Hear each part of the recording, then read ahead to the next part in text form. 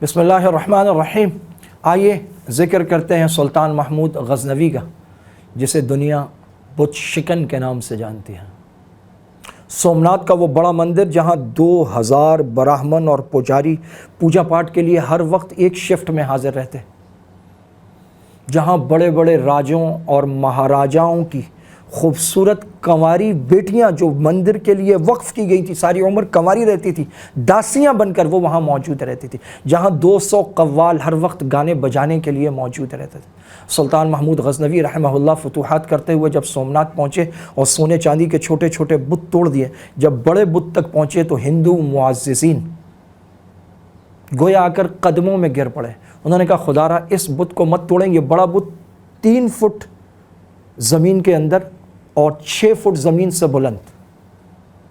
उन्होंने कहा, हम इसके बदले इतना सोना, इतनी चांदी, इतने जवाहरात, इतना पैसा देने को तैयार हैं, आप इसे न तोड़िए। सुल्तान महमूद गज़नवी ने मशवरा किया तो वहाँ भी कुछ देसी लिबरल्स मौजूद थे।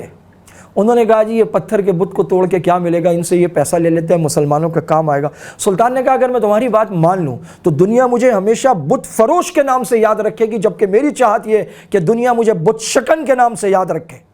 और ये कहकर सुल्तान खुद ऊपर चढ़ा, उसके लिए जो प्रांच लगाई गई थी, और सुल्तान ने अपना गुर्स मारा जिससे उसका चेहरा उड़ा दिया। और उसके बाद सुल्तान के हुक्म पर उसके 2 टुकड़े कर दिए गए।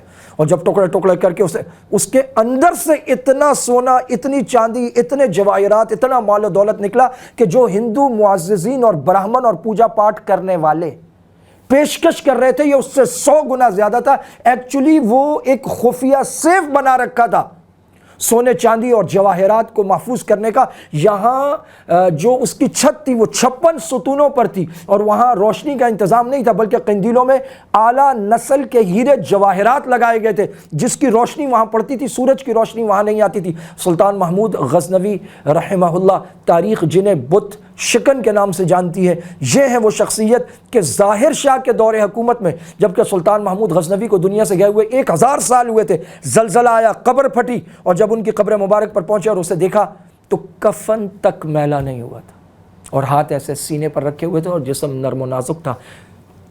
अल्लाह को मानने वाले, बातिल से न डरने वाले, अपने अज़ाइम के साथ सरो कद बुलंद रहने वाले, यही वो लोग होते हैं जिन्हें दुनिया याद रखती है, और जिन्हें अल्लाह दुनिया में और आखिरत में इज़्ज़त देता है।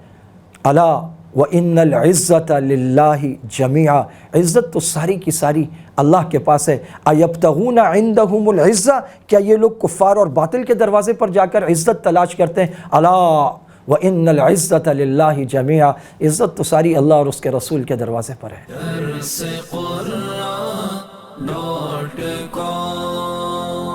www.darsequran.com